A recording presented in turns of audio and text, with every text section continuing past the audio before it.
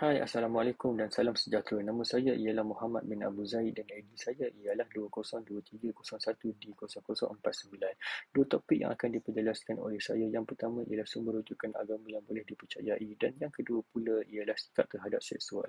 Saya mulakan dengan topik pertama iaitu sumber rujukan agama yang boleh dipercayai antara agama Islam dan agama Barat. Kita mulakan dengan agama Islam. Agama Islam adalah agama yang berlandaskan Al-Quran dan As-Sunnah. Berkenaan Al-Quran, umat Islam percaya bahawa Al-Quran merupakan wahyu yang disampaikan secara lisan dari Allah kepada utusannya, iaitu nabinya yang terakhir, Nabi Muhammad sallallahu alaihi wasallam, melalui malaikatnya Jibril alaihi salam. As-Sunnah pula bererti cara atau amalan atau apa yang biasa dikenali sebagai kebiasaan Rasul. Maksud As-Sunnah adalah yang bererti perkaedahan, kebiasaan, perjalanan hidup atau perilaku baik yang terpuji maupun yang tercela. Kata As-Sunnah beserta segala kelainan disebutkan berulang-ulang dalam hadis. Yang erti asalnya ialah perjalanan hidup dan perilaku Nabi Muhammad sallallahu alaihi wasallam. Seterusnya kita pergi pula kepada sumber yang boleh dipercayai untuk agama Barat. Sebagai contoh, agama Barat ialah agama Kristian. Yang diketahui pengasas agama Kristian adalah Jesus Christ. Kitab suci Kristian dinamakan Kitab Bible. Tulisan atau kitab suci bagi orang Yahudi, Samaria, Kristian, Rafasari dan lain-lainnya, dengan kepercayaan bahawa kesemuanya adalah wahyu Tuhan secara kolektif. Menganggap bahawa Alkitab sebagai produk ilham ilahi.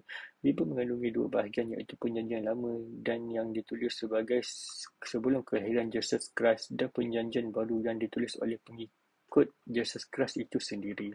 Topik kedua saya ialah sikap terhadap seksualiti. Kecenderungan seksual menjadi isu yang hangat diperkatakan, apatah lagi apabila ia diperjuangkan atas jalur hak asasi manusia. Oleh sebab kecenderungan seksual itu bersifat peribadi, ia dikatakan hak peribadi dan tidak boleh diganggu oleh pemerintah ataupun orang lain. Dalam Islam, kebebasan itu sendiri terpatri hanya kepada apa yang termasuk dalam ketaatan kepada Allah Subhanahu Wa Taala.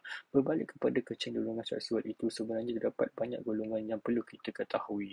LGBT ialah istilah yang sudah tidak asing lagi di Malaysia. Di Malaysia, golongan itu sedang memperjuangkan hak mereka untuk mengamalkan gaya hidup mereka tanpa campur tangan pemerintah. Ia sangat bertentangan dengan ajaran Islam dan tidak boleh dibiarkan begitu saja. Konsep amar makruf nahi munkar mestilah didedahkan kepada mereka untuk membawa balik mereka ke pangkal jalan. Islam bukan sahaja mengharamkan perzinaan tetapi juga mendekati penzinaan. Lantaran itulah di Malaysia terdapat kesalahan seperti berhawat, perkelakuan tidak sopan dan banyak lagi bagi menghalang orang Islam menghampiri zina. Sudah sampai masanya model atau pendekatan diadakan bagi mendekati golongan yang disebut di atas bertujuan untuk memberi kesedaran dan mengajak mereka kembali ke pangkal jalan serta menjalani kehidupan berdasarkan lunas syariah. Mereka juga perlu diajak melihat indahnya kehidupan di bawah syariah. Mereka tidak harus dibiarkan begitu sahaja kerana ia akan dilihat sebagai pemberi pengiktirafan kepada mereka menjalani kehidupan yang tidak diredai oleh Allah Subhanahu Wa Taala. Sekian, terima kasih daripada saya.